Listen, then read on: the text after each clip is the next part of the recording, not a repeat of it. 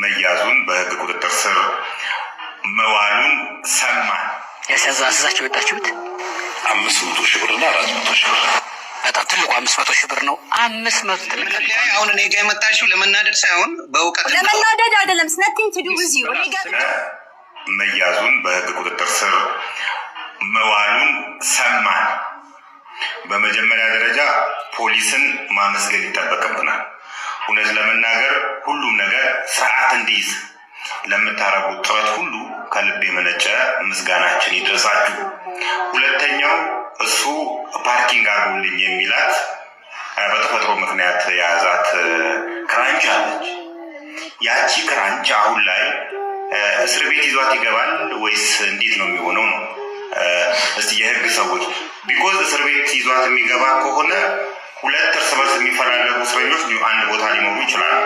አንዱ አንዱን በዛ ክራንች ሊጎዳው ይችላል። እንደዚህ አይነት እንትን በሚከሰትበት ሰዓት ምንድን ነው የሚደረገው? እኔ አሁን ስላልገባኝ ነው እና እቺን ሀሳብ እስቲ የህግ ሰዎች አስተያየት ስጡባት። እኔም እላለሁ ተክለ ሃይማኖት እግረኛው ሚዲያ እስቲ ያንተን እንስማና ከዛ ደግሞ የኔ ምኞት ደግሞ አጋራሃለሁ። ያሳዛችሁ ወጣችሁት 500 ሺህ ብርና 400 ሺህ ብር በጣም ትልቁ 500 ሺህ ብር ነው። 500 ትልቅ ካፒታል ነው። 500 ሺህ ብርህ ተመልሶ እነሰርሽ በተከሰሱበት አቃቤ ህግም ቢፈቱ አልቃወምም ብሏል። ብራቸው ይመለስ ስማቸው ይታደስ ተብላችሁ አንተ ለአርቲስቶቹ እንዲህ እንደተመኘ ያስያዙት የዋስትና ገንዘብ ከ500 ሺህ እስከ 400 ሺህ ብር እንዳሳሰበ የአርቲስቶቹ ስምና ዝናን እንዳንቆለጳጰስከው ሁሉ ሌላ አንድ ታሪክን ይላጋራ እዚህ ላይ የምትመለከተው ይህ ታሪክ ቆም አድርጋችሁ ተመልከቱት። የ27 ዓመት ወጣት ነበረ። የነበረውን ንብረት ሸጠ። ታዲያ ለፊንቴክ ያስያዘውን ገንዘብ ወይም የከፈለበትን ደረሰኝ የተዋወና በአርቲስቶቹ በኩል እየደረሰ ያለውን ችግር ሲሰማ ለዋስትና እንኳን የሚሆን የ950 ሺህ ብር ክፍያው ዋስትና እንኳን ሊሆነው አልቻለም። ሰላም እንዴት ናችሁ ወገን? እንግዲህ እግረኛው ሚዲያ ወይም ደግሞ በትክክለኛ ስሙ ተክለ ሃይማኖት የፊንቴክ ኢንቨስትመንት ግሩፕ እንግዲህ ተያይዞ ተጠርጥረው በፖሊስ ቁጥጥር ስር ከዛም ወደ ፍርድ ቤት አቅንተው የነበሩ አርቲስቶችና ቲክቶከሮች አሁን ወደ ፍርድ ቤት ቀርበው በዋስትና ተለቀው እንግዲህ ከዛ በኋላ እሱ ደግሞ ጋብዟቸው ሲያሽቃብጥ ነበር እንደተባለው ለነሱ ክብርና ለነሱ ገንዘብ የሌላው የኢትዮጵያ ሕዝብ የተበላው ግን ለተክለ ሃይማኖት ምኑም አይደለም። ግን ሲያሽቃብጥ የነበረው እንደተባለው ለነሱ ነው።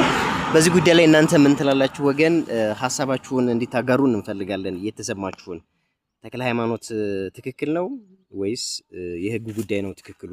በዋስትና መለቀቅ አልነበረባቸውም ወይስ ደግሞ አቃቢ ህግ እንደተባለው የነሰራዊትን ገንዘብ መመለስ አለበት ከዛ የነሰራዊት ክብር መመለስ አለበት የሚለው ሐሳብ የትኛው ጥግ ናችሁ? ለማንኛውም እንግዲህ የተለያዩ ሶሻል ሚዲያዎች ተክለ ሃይማኖት በቁጥጥር ስር በፖሊስ ቁጥጥር ስር እንደዋለ እያጋሩ ስለሆነ እስቲ ቀጣይ ቪዲዮዎችንም አይተና እንመለሳለን። መልካም ጊዜ ይሁንላችሁ።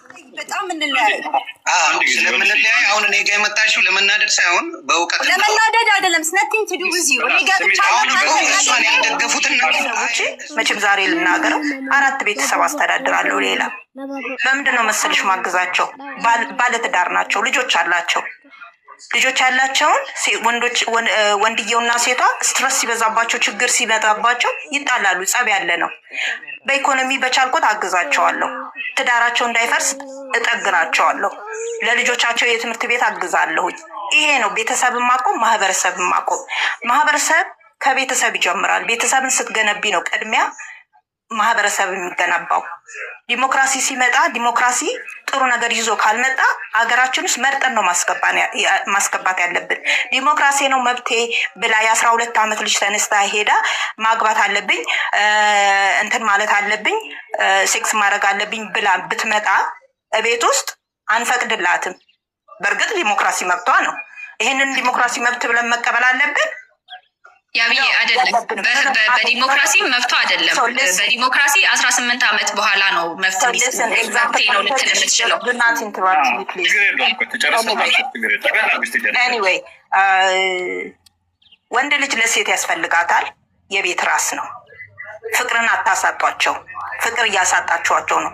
ዛሬ ያሉትን ትንሽ የሚወለዱትን ሴቶችን፣ ወጣት ሴቶችን ልባቸውን ራሳችሁን ችላችሁ መኖር ትችላላችሁ፣ ሰው ቤት ግርድና ተቀጥራችሁ መኖር ትችላላችሁ ያላችሁ ከቤት አታስኮብልሏቸው፣ ከትዳር አታለያዩዋቸው። ማህበረሰብን አታፍርሱ። ማህበረሰብን እያፈረሳችሁ ነው። እኔ በዚህ በጣም ነው ማዝነው። የሃይማኖት አባቶቻችን አገራችን የራሷ ህግ አላት። ማህበረሰቡ ራሱ ህግ አለው። ቤተሰብን ያስተዳድራል፣ ይመራል። ያጠፋው እንዲኖራል። ወንዶች ይቀጣሉ። ወንዶች ካልተቀጡ ሴቶች ጥለው ይወጣሉ። በቃ ይሄ ያለ ነው። ይሄ ፌሚኒዝም የሚባለው እሳቤ አይደለም የሚጠቅመን። እሱን እሳቤ ከሀገራችን ማውጣት አለባቸው። አንፈልግ። ባይ ዘ ዌይ ለሴቶች መብት የቆመ ምንድነው እሱ የሴቶችና የህፃናት መብት እንትን አለ። እሱን አግዙ ከቻላችሁ ከፈለጋችሁ፣ ወይም ደግሞ በራሳችሁ 4 ሴቶች ቤተሰቦቻቸው ቤተሰብ ያላቸውን እርዱ። ሴቶች ትዳር እንዲይዙ ምከሯቸው። እንዴት ነው እሱ ከወንድ ጋር መኖር ያለባችሁ የሚለውን ነገር አስተላልፉ። መልእክት፣ እንደዚህ አይነት መልእክት ጥሩ ነገር።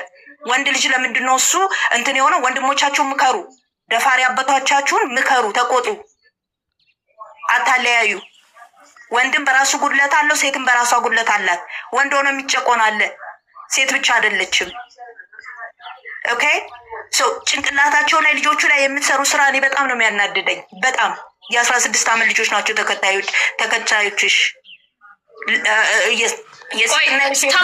ተማሩ። በ16 ዓመታችሁ ቦይፍሬንድ አትያዙ መባሉ ነው የደበረሽ? አልገባኝም። የቢ ተማሩ አይደለም። ኖ አሁን ቁጭ ብለሽ ያልሽው ነገር ነው። ሴት ልጅ ቤተሰብ መመስራት የለባትም፣ ልጆች ማጠብ የለባትም፣ ልጆች ማሳደግ የለባትም። መቼ ነው እንደዛ ያልኩት?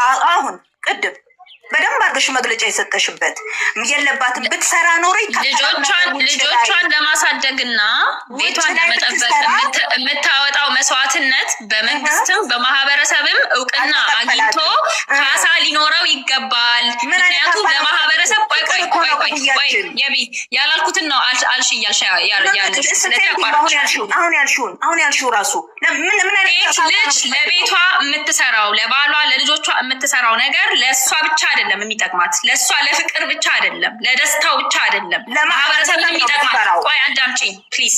ማህበረሰብንም ይጠቅማል፣ ሀገርንም ይጠቅማል። ማህበረሰብና ሀገርን እንደሚጠቅም የምናቅ ከሆነ እውቅና እንስጣው ነው እያልኩ ያለሁት።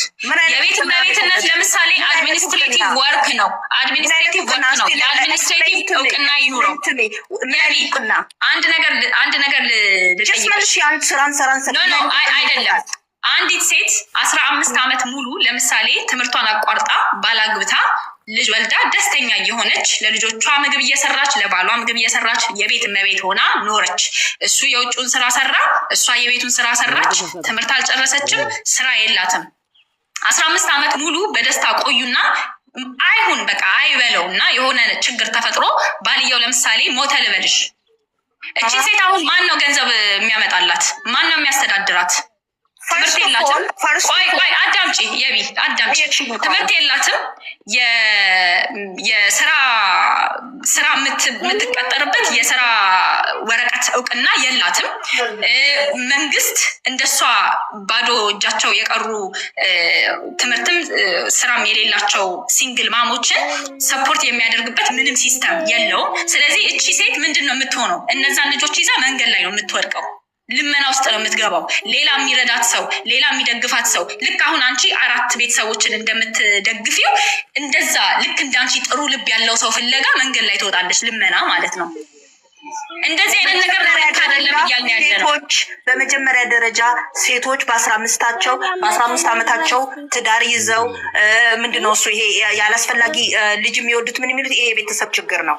ቤተሰብ ላይ ነው የሚሰራው። መጀመሪያ ያየሽ ያ ቤተሰብ ላይ ነው እየሰራን ያለው። 15 ዓመት የቆየ ትዳር ነው ያለው። ቤተሰብ ላይ ነው እየሰራን ያለው። 15 ዓመት ያግባላል። 15 ዓመት የቆየ ትዳር ነው። በ15 ዓመቷ አግብታ አለች እኮ መጀመሪያ። አይደለም 15 ዓመት በትዳር ቆይታ ነው ያልኩት። ትዳር ቆይታ ነው ያለችው። እሱ ጋር በትዳር ቆየች። የዛሬ ቆይታችን ይህንን ይመስል ነበር። ቤተሰብ የተሰማችሁን ስለ ተክለ ሃይማኖትም ስለ ጆርዲና ዮኒ ማኛም የተሰማችሁን በኮሜንት አሳውቁን። መልካም ጊዜ ይሁንላችሁ። ቻው ቻው።